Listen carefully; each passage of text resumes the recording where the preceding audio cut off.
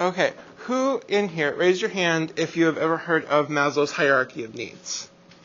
Okay, who can explain it for me in one sentence or less? You want to take a crack at it? No, okay, we're going to talk about it today. So our language for today, our students will be able to identify the different levels of Maslow's hierarchy of needs, and then students will be able to apply their knowledge of Maslow's hierarchy to different areas of development. And our essential question for today is, why is it important for your needs to be met for your development? So the first thing we're going to do to familiarize you guys with the topic is watch a video on Maslow's hierarchy. So let's do that now. You guys all have a different level on your board, so make sure you pay special attention to that part of the thing because you're going to have to be the master of that level.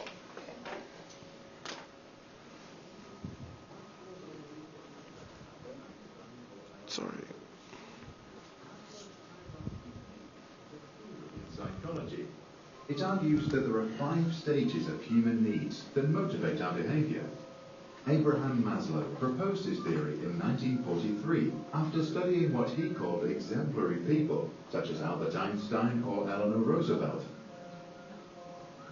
First, there are physiological needs, such as the need to breathe, eat, drink, or sleep. The moment we get enough of that and we feel awake and our bellies are full, we get motivated by the next thing. Now we want safety. We try to earn money, build up resources, and look for shelter that protects us against dangers. Once we are satisfied and feel safe, we have time to think about what we want next. At stage 3, we seek love and belonging. We desire to be close to family and friends, belong to a society, or join a gang.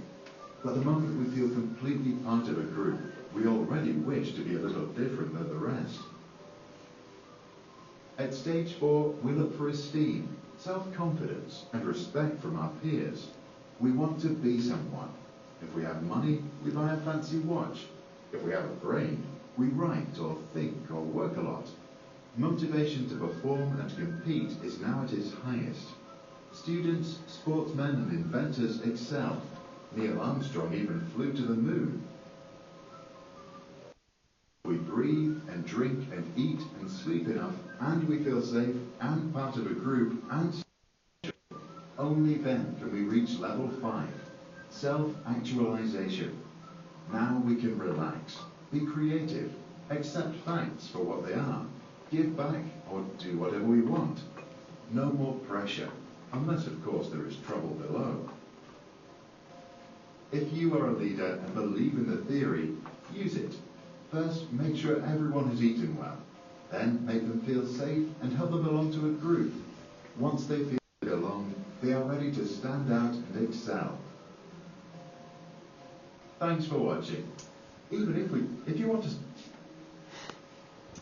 Alright, so that was just a quick update. I hope you guys all pay attention to your area.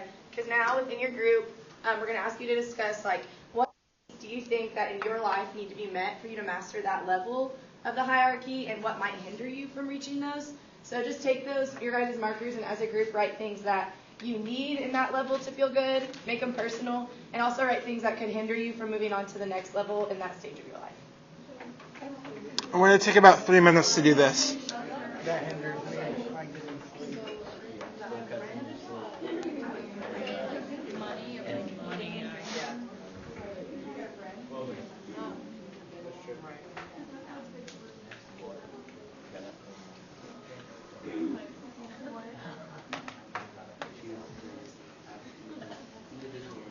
Each group has self-actualization.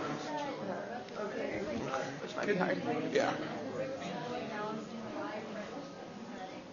You're right. Or the pain. Yeah, and even think of a life event that could happen in a student's life that can hinder them to this level. Write that.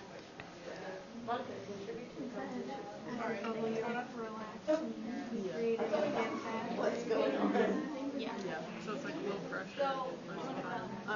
We also need to feel like social pressure. belonging. Wow.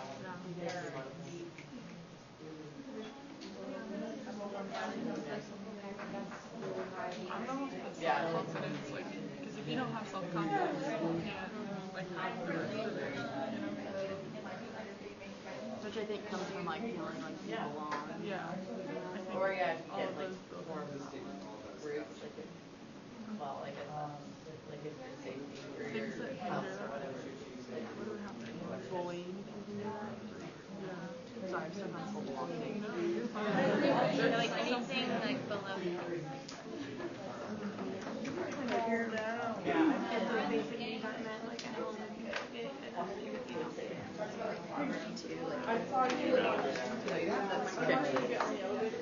How you guys doing? This is a good question for you. Yes. What's self-actualization? Self-actualization is the highest level, and it's one of the hardest to achieve. It's a very weird term, but like zen and at peace, like feeling very centered, and like all of your needs are met to the point where you can actually help others achieve things like that. So you're so entrenched in your needs being met that you can help other people. How you guys doing? Good. Good. That's great.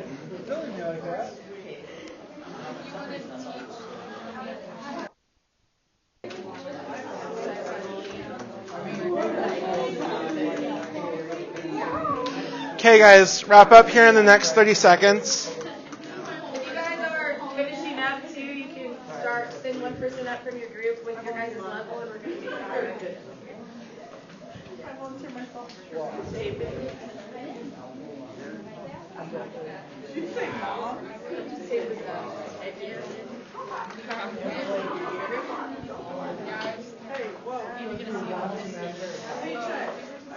Oh, and stay up there with your piece of paper. Oh yeah, stay up here. You don't, yeah, okay. Am I sorry?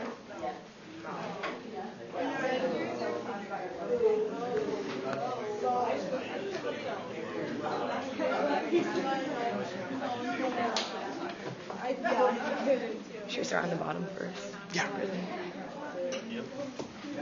Pretty good at sleeping. No, you're not. No, you're not. Wow, you're calling your teacher out? Sorry, Mr. Mr. Brett is the teacher. It's literally not. I'm sorry. How? Oh, I was like, is he embarrassing? Also, don't make fun of my cutting, because they would.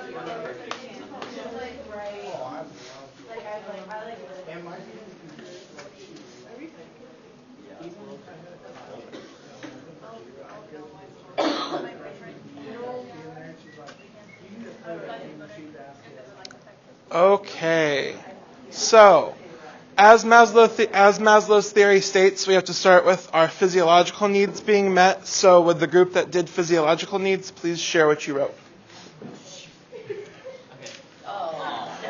That's the worst. Don't read it out. You keep talking.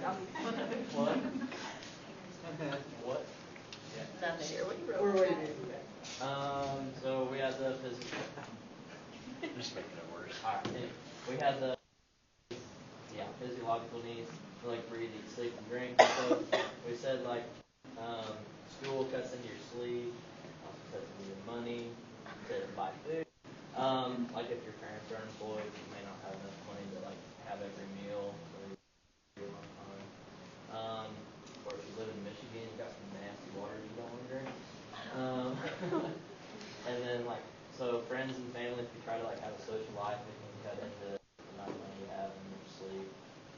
Also, and then death, sickness. Awesome. Thank you. So our physiological needs are met. Let's move on to our safety needs. So in our group, we talked about how safety doesn't just rely on things at home. It relies on a lot of different aspects that can go. So we said like the parents leaving or neglect, that can deal with like your emotional safety. Earning money is a key factor of earning like clothing and shelter and the big safety things, but you can't also withstand for natural disasters. So that's another thing that you have to keep in mind. And also safety just influences the previous or the following tutors. It goes both ways. If you build that group of friends at a really young age before they realize, like, oh, they don't have the nicest house or the nicest clothes, then you're still going to be in that group, hopefully, when you get older. But if you don't build that at a young age, it's a lot harder to get into those groups. Thank you. You brought up a really good point talking about emotional safety and things like that I want to kind of talk about for a minute. This model, this hierarchy of needs actually focuses not only just on, your physical development, things like that. It focuses on all areas of development. Your emotional development, your social development, intellectual development, spiritual development, as well as your physical development. So I just wanted to point that out. So next, our belonging and love level. So we talked about how important it was to have close connections, so friendships, having close relationships is very important. Having your family support you in whatever you do is super important, especially at school when you are involved in sports and clubs and you don't have that support, then it's a little difficult to be motivated and encouraged. And we also talked about how those things can be hindered through social pressure, through family pressure, or even mental illness, or if you're military affiliated, it's hard to get involved because you're constantly moving around. Awesome, thank you. Our self-esteem needs? So we talked a lot about how these two go along together. So one of the key points we had was having a support system. So it kind of fits into this one too, but having a support system builds your self-esteem and self-confidence. And then we talked a lot about identity and exploring and knowing who you are and staying true to yourself. Awesome, thank you. And then finally, the most difficult level to achieve, self-actualization. Okay, so we talked about with this, we can't get to that if you don't have any of the other things. So that's so when we talked about what could hinder you, it's literally if you don't have any of these, you can't get to the top. So some of those hindrances could be bullying, so you don't feel belonging, poverty, which could affect these two levels, and then stress and anxiety, which we all feel in high school, trying to get into college, that's an issue as well. And then your loss of confidence, what if you were to get up in front of your classroom and just fail and everybody laughs, then you lose that self-confidence. Thank you. And for our final discussion question, Brett. Just to wrap this up, just think about personally, you don't have to share because some of the stuff can be personal. Just think about how if your needs are not met, how you cannot go to the next stage, and think about how that can hinder development. And as teachers, think about how we need to take steps to foster that development as children go along in the classroom. So. Yeah.